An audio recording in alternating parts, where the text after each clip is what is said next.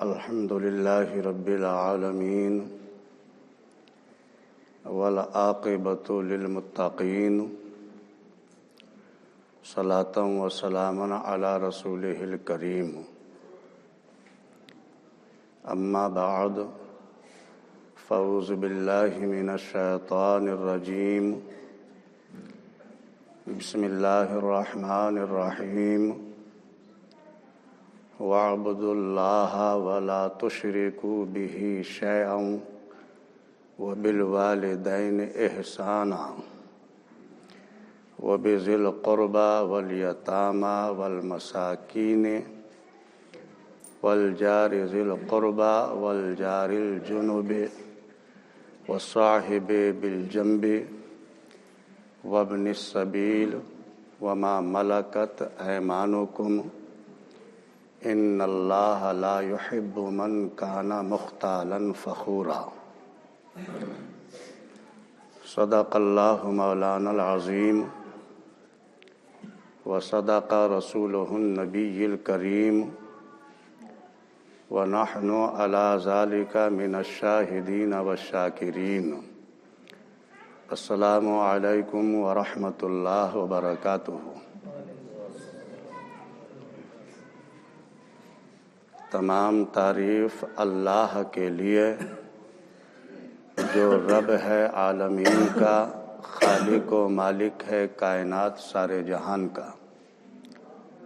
اللہ کی تعریف کے بعد درود ہو جناب حضرت محمد مصطفیٰ صلی اللہ تعالی علیہ وسلم اور آپ کی آل پر، جیسا کہ آپ کا مرتبہ ہے، عظمت و شان ہے کہ آپ نبیوں کے بھی نبی ہیں اور رسولوں کے بھی رسول ہیں، شاہوں کے تاجداروں کے بھی تاجدار ہیں، کشتی ملت کے کھیونہار، سب سے انوکھے اور سب سے نرالے ہیں، حضرت عبداللہ کی آنکھوں کے تارے اور عام نبی کے راج دلارے ہیں، جن کا نام گرامی جناب محمد الرسول اللہ صلی اللہ تعالی علیہ وسلم، جو 14ویں کے چاند سے بھی زیادہ روشن اور اللہ کے بعد سب سے افضل و اعلیٰ ہیں، آپ کی مقدس بارگاہ میں بادب درود و سلام کا گلدستہ پیش کریں اور محبت سے پڑھیں۔ اللہم صلی علی سیدنا وشفیعنا ونبینا وحبیبنا ومولانا محمد وبارک وسلم صلاۃ وسلاما علیک یا رسول اللہ، الصلاۃ والسلام علیک یا حبیب اللہ، الصلاۃ والسلام علیک یا نبی اللہ۔ محترم بزرگوں اور دوستوں، پیارے اسلامی بھائیوں، جس آیت پاک کی تلاوت کی ہے یہ پارہ نمبر 5 اور رکوع نمبر 2 اور آیت نمبر غالباً 108 ہے۔ یہی آیت ہماری تقریر کا عنوان ہے۔ وَاعْبُدُوا اللَّهَ مطلب ہے کہ اور اللہ کی عبادت کرو، وَاعْبُدُوا اللَّهَ، اور اللہ کی عبادت کرو، وَلَا تُشْرِكُوا بِهِ شَيْئًا، اور کسی بھی چیز کو، کسی کو بھی اس کا شریک نہ ٹھہراؤ، نہ جاندار کو، نہ بے جان کو، نہ اس کی ربوبیت میں اور نہ اس کی عبادت میں۔ وَبِالْوَالِدَيْنِ إِحْسَانًا، اور ماں باپ کے ساتھ بھلائی کرو، ادب اور تعظیم کے ساتھ آپ کی خدمت میں مستعد رہو۔ اور ان سے محبت کرتے رہو، ان کے اوپر خرچ کرنے میں کمی نہ کرو۔ پیارے نبی حضور سید عالم صلی اللہ تعالی علیہ وسلم نے ارشاد فرمایا، اور 3 مرتبہ ارشاد فرمایا، ناک خاک آلود ہو، اس کی ناک خاک آلود ہو، اس کی ناک خاک آلود ہو۔ صحابی رسول حضرت ابو ہریرہ رضی اللہ تعالی عنہ نے عرض کیا کہ یا رسول اللہ، میں اور میرے ماں باپ آپ پر قربان ہو جائیں۔ یا رسول اللہ، وہ کون ہے کہ جس کی ناک خاک آلود ہو؟ مدنی تاجدار حضور رحمت للعالمین صلی اللہ تعالی علیہ وسلم نے ارشاد فرمایا کہ جو اپنے بوڑھے ماں باپ کو پائے یا ان میں سے ایک کو پائے اور پھر وہ جنتی نہ بن گیا ہو، آپ صلی اللہ تعالی علیہ وسلم کے ارشاد میں ہمیں یہ بات سمجھ میں آتی ہے کہ ماں باپ سے محبت رکھنا، ان کا ادب و احترام کرنا، ان کی خدمت کرنا، ان کی دلجوئی کرنا، ان کے اوپر اپنا مال خرچ کرنا، یہ ایسا عمل ہے کہ انسان جنتی بن جاتا ہے۔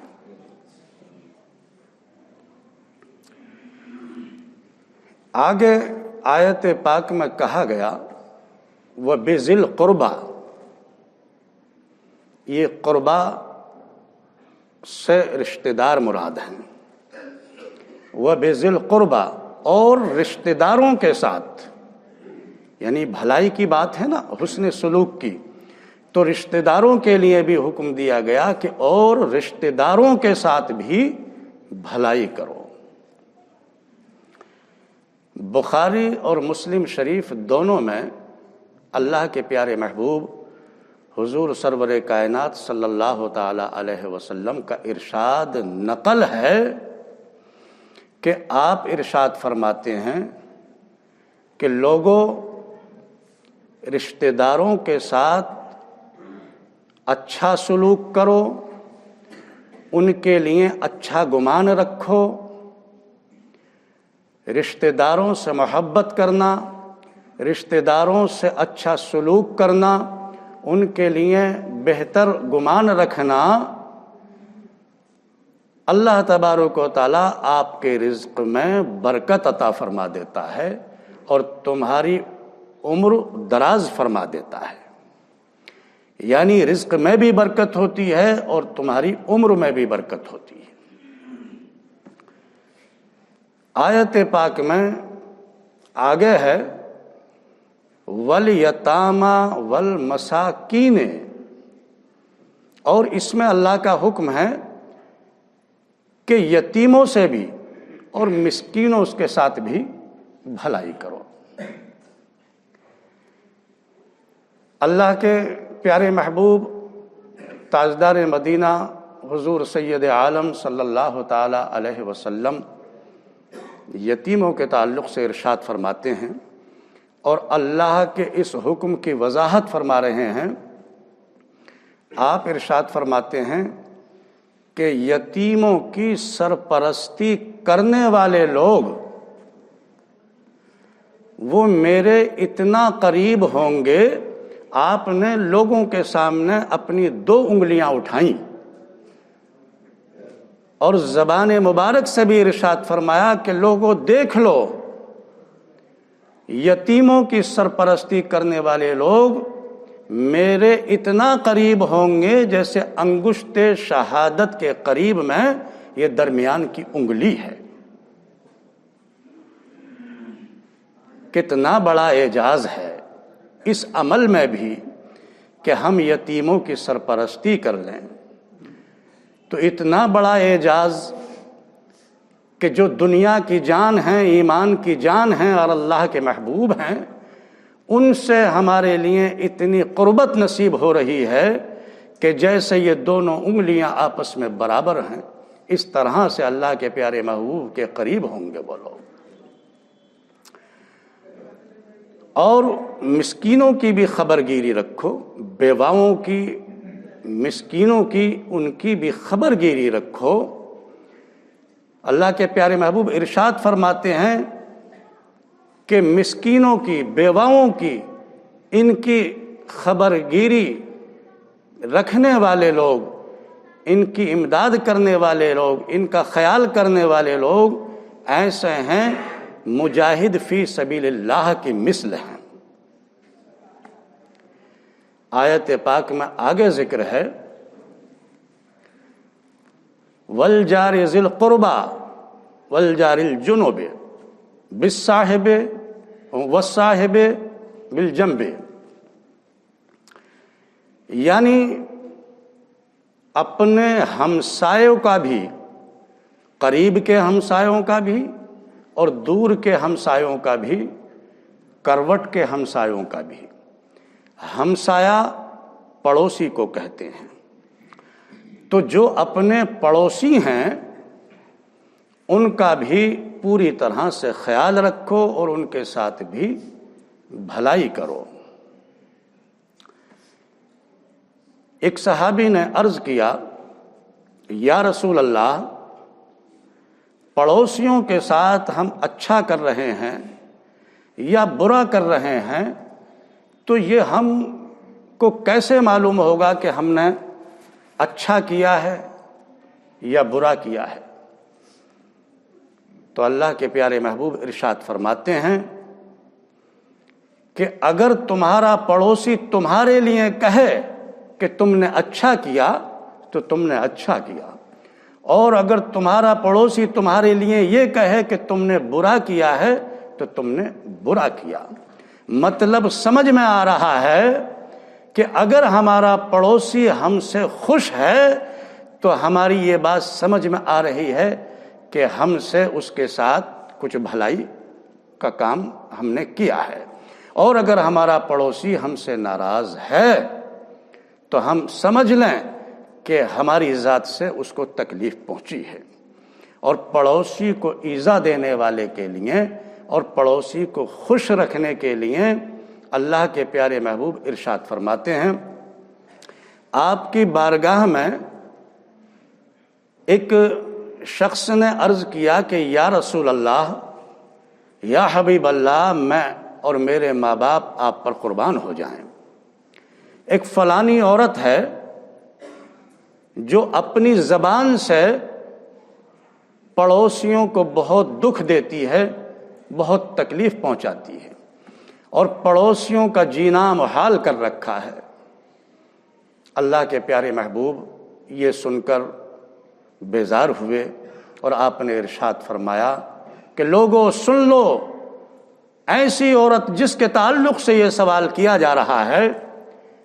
جو اپنے پڑوسیوں کو اپنی زبان سے تکلیف پہنچاتی ہے، وہ جہنمی ہے۔ پھر اسی کے برعکس اس شخص نے سوال کیا کہ یا رسول اللہ، آپ نے اس بدزبان عورت کے تعلق سے تو ارشاد فرما دیا جس نے اپنی زبان سے پڑوسیوں کو تکلیف پہنچائی، یا رسول اللہ ہم جاننا چاہتے ہیں کہ اگر کوئی عورت ایسی ہو کہ وہ نوافل بھی کم پڑھتی ہے اور صدقہ بھی کم کرتی ہے، لیکن اپنے حسن اخلاق سے وہ پڑوسیوں کو خوش رکھتی ہے اور پڑوسیوں کو اس کی ذات سے کوئی تکلیف نہیں پہنچتی، اللہ کے پیارے محبوب نے ارشاد فرمایا، آپ خوش ہوئے اور آپ نے فرمایا کہ وہ عورت ہو یا کوئی بھی شخص ہو، خواہ نوافل کتنے ہی پڑھے، صدقہ کتنا ہی کرے، اگر وہ اپنی زبان سے یا اپنے اخلاق و کردار سے پڑوسیوں کو تکلیف دیتا ہے تو وہ جہنمی ہے۔ اور ایسا شخص عورت ہو یا مرد ہو، وہ بھلے سے ہی صدقہ کم کر رہا ہو نوافل کم پڑھ رہا ہو لیکن اپنے حسن اخلاق سے، اپنے کردار سے، اپنی زبان سے پڑوس کو خوش رکھ رہا ہے تو وہ جنتی ہے۔ آیت پاک میں آگے پھر کہا گیا وابن السبیل وما ملکت ایمانکم ان اللہ لا یحب من کان مختالا فخورا۔ وابن السبیل سے مراد ہے راہ گیر، جو آپ کے مدرسے کے ساتھی ہوں، جماعت کے ساتھی ہوں، آپ کے سفر کے ساتھی ہوں، کہیں بھی کسی کام میں آپ کے کوئی ساتھ ہو، وہ راہ گیر ہیں سب۔ تو اس موقع پر بھی اپنے اس راہ گیر ساتھی کو خوش رکھیں، کوئی تکلیف نہ پہنچائیں۔ اور آگے آیت میں کہا گیا ہے کہ اپنے باندی اور غلام کو، آج چونکہ باندی اور غلام کا تو رواج نہیں ہے، لیکن اس کی جگہ یوں سمجھ سکتے ہیں کہ خادم اور خادمائیں جو گھروں میں کام کرتی ہیں